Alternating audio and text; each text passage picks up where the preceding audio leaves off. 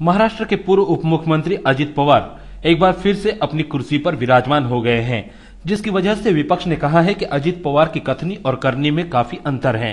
विपक्षी दल के नेता एकनाथ खड़से ने अजित पवार के पद ग्रहण के बारे में भाष्य करते हुए कहा कि जब तक दाग नहीं धुल जाते तब तक मैं पदभार नहीं संभालूंगा, ऐसा ऐलान अजित पवार ने किया था। क्या हुआ उस ऐलान का, आइए आप भी गौर फरमाइए कि एकनाथ खड़से ने क्या कहा। देखिए, अजित दादा ने जब इस्तीफा दिया तो उस समय उन्होंने घोषणा की थी कि मेरे ऊपर जो आरोप लगे हैं वो आरोप की इंक्वायरी होने तक मैं मंत्रिमंडल में नहीं आऊँगा। उन्होंने ये भी कहा था कि आरोप की इंक्वायरी ठीक ढंग से हो, इसलिए मंत्रिपद का दुरुपयोग न हो। मंत्रिपद में रहने के कारण इनकी इंक्वायरी ठीक ढंग से नहीं होगी, ऐसा मुझे लगता है और इसलिए मैं इस्तीफा देता हूँ। आज की स्थिति में ऐसा देखा तो हमने जो 2 मांगे की थी कि सिंचाई के क्षेत्र में 70,000 करोड़ रुपए 10 साल में खर्चा हुआ और 0.01% जो सिंचाई का क्षेत्र बढ़ा, तो इतना कम क्यों हुआ है, इसके क्या कारण है, ये पैसा कहाँ गया। दूसरी बात ये थी कि इसमें भ्रष्टाचार हुआ और करोड़ों रुपए इन्होंने विदाउट टेंडर निकाल के कॉन्ट्रैक्टर को दिए।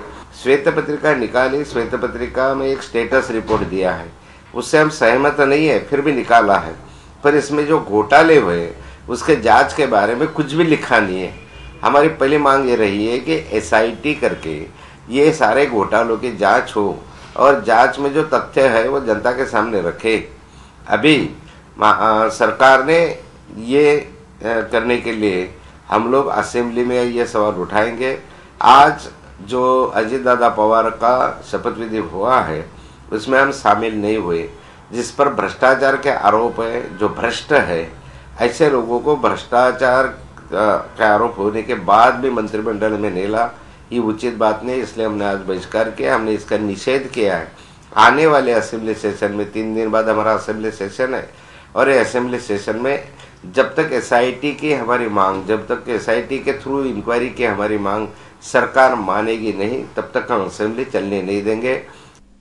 वहीं दूसरी पारी संभालने पर मीडिया कर्मियों से अजित पवार ने बात की। विपक्ष तो कभी भी ऐसे मामले में सहमति नहीं दिखाते। आपने सेंट्रल में भी देखा है, आपने देश में अलग अलग स्टेट्स है, उस स्टेट्स में भी देखा है कि जो भी अपोजिशन वहाँ रहता है, अभी कोई स्टेट्स बीजेपी के हाथ में, कोई स्टेट्स अपने मुलायम सिंह जी के हाथ में है, कोई जयललिता के हाथ में है, ममता जी के हाथ में है।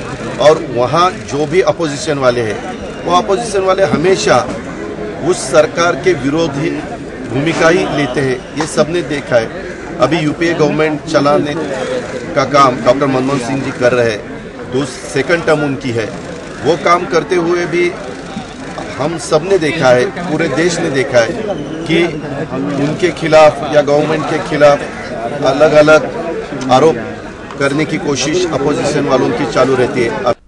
जिस प्रकार अजित पवार ने कहा है कि विपक्ष का काम सिर्फ इतना बचा है कि वो सत्ता में बैठे नेताओं पर आरोप मढ़ते रहे, लेकिन हम तो बस यही कहना चाहेंगे कि भाई ये पब्लिक है, सब जानती हैं। कर्नाला टीवी के लिए मुंबई से गोपाल शाह की रिपोर्ट।